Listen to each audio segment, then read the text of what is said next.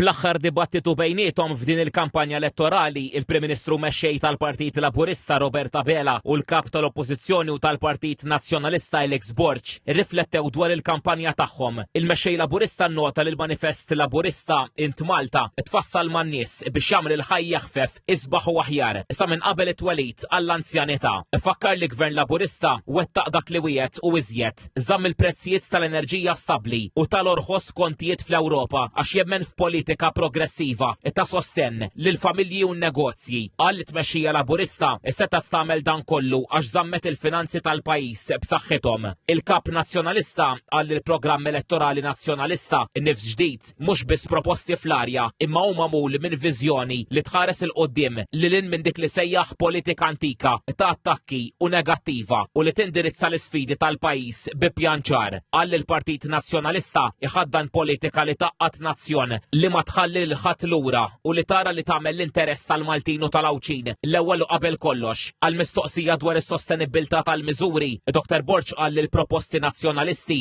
fil-kollettiv u b'mod permanenti jiggarantixxu kwalità ta' ħajja aħjar lil poplu. Ħadd ieħor qal daħħal lil pajjiż fil-grey listing u wiegħed 700 miljun euro f'open spaces li qatt ma ġew fosthom fir-Raba Tawdex, f'Birkirkara u l-Furjana. Min-naħa tiegħu Dr. Abela irrimarka li n-nifs ġdid tal-Partit Nazzjonalista ifisser xita ta' żbalji inkonsistenti u ta' kontradizzjonijiet. Semma fost l-oħrajn diskrepanza ta' 480 miljun euro fis-sena fl-ekonomija l-ġdida li l-Partit Nazzjonalista qal li sa joħloq fl-ispazju u differenza ta' 900 miljun euro bejn dak li qal il-kap tal-Partit Nazzjonalista u l-Programm Elettorali Nazzjonalista dwar l-ispiża tal-proġett ta' trasport tal-massa. Fit-tmexxija qal Dr. Abela dawn huma żbalji li jkissru l-ekonomija tal-pajjiż u l-futur tal-familji. Dwar it-trasport, Dr. Abela refera l-studju tal-Gvern li skont il-Partit Nazzjonalista jikkonferma li l-proposta tal-Partit Nazzjonalista għall-ewwel linja tat trasport tal-massa ifattibbli.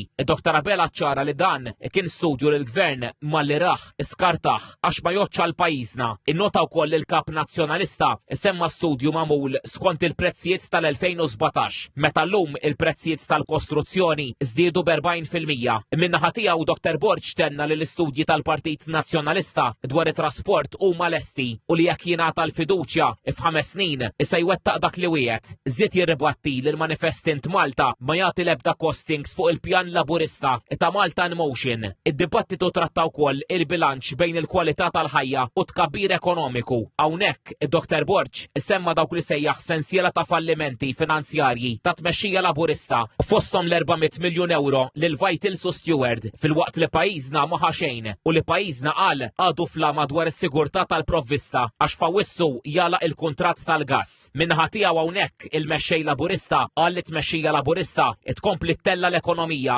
il-kwalità tal-ħajja u l-negozji għal livelli jmiss. Dr. Abela u Dr. Borg indirizzaw lil dawk il-votanti li għadhom indeċiżi. Dr. Borg wara l-fema li l-Partit Laburista mwaħħal fil-passat u li l-Partit Nazzjonalista għandu tim imġeddet, kompetenti u mimli enerġija. Qal li Gvern ġdid Nazzjonalista joħloq niċeċ ekonomiċi ġodda li joffru aktar valur miżjud lil pajjiż. Dr. Abela saħaq li dak Laburista u tim ta' nies kredibbli u kompetenti b'kuntrast ma' dawk li qal jistgħu jkunu l-ministri min-naħa tal-Oppożizzjoni, il-baħ u persuni li tħallew moħbija waqt kampanja sħiħa. Qal li l-Partit Laburista għandu l-ħeġġa u r-rieda biex jibqa' jġib bidliet pożittivi għal pajjiżna.